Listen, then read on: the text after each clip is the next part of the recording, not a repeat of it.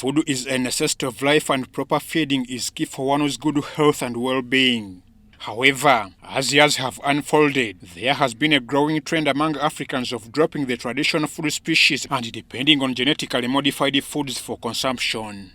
It's against this backdrop that the Alliance for Food Sovereignty in Africa, a civil society organization in partnership with other organizations funded by the Swedish International Development Cooperation Agency SIDA, launched Transforming the African Food System to Sustainability, My Food is African, to change the narrative. If you look at the youth, there is the preference of fast foods, processed foods, and shunning our indigenous foods that we have as a country.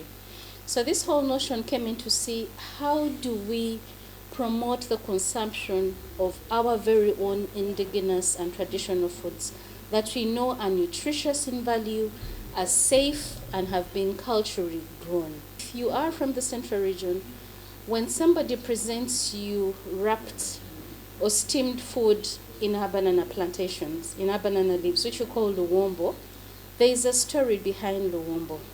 One, for instance, it's served on particular occasions.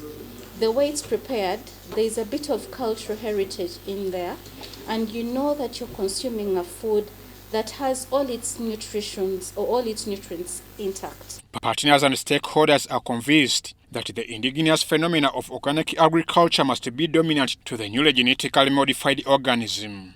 The country coordinator participatory ecology land use management, Josephine Akialu-Imbazi, believes the adoption of agroecological practices for safe, health and sustainable diets should be emphasized. You can actually prepare a ruwombo and have it and stay healthy, as opposed to you running to a fast restaurant and eating foods that have been highly processed with oil, and the nutritional value has greatly declined.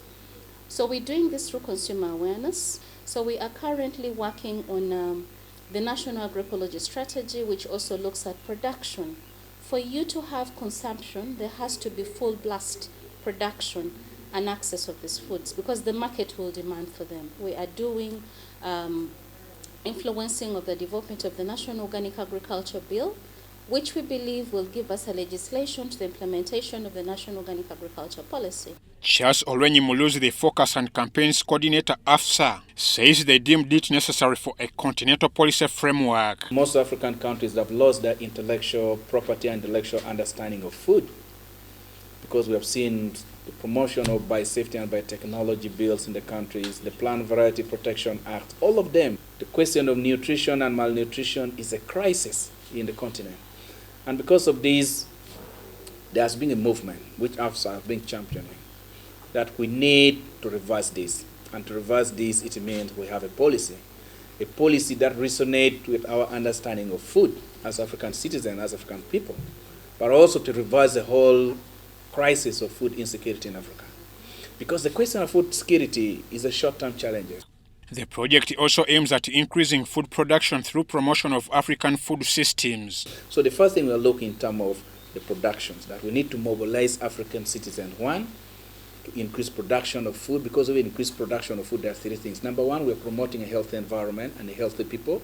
Number two, we're going to increase exportation of food, which increase on the GDP of the country. Despite the great endeavors in changing people's attitudes towards embracing the culture and the indigenous phenomena, a vast range of challenges still hinder food production. Hence, use of both indigenous and modern technology and knowledge must be considered. We know that we are in a crisis according to the food system that we are having, you know.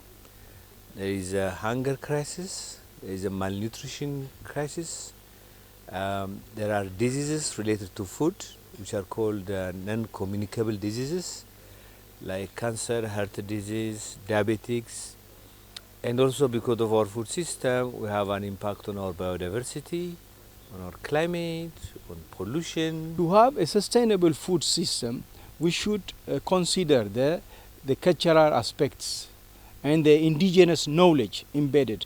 We have been using this, the local food system for centuries, but it is now very much shifted towards relying on the products, the technology. I'm Ivan Juko for UBC.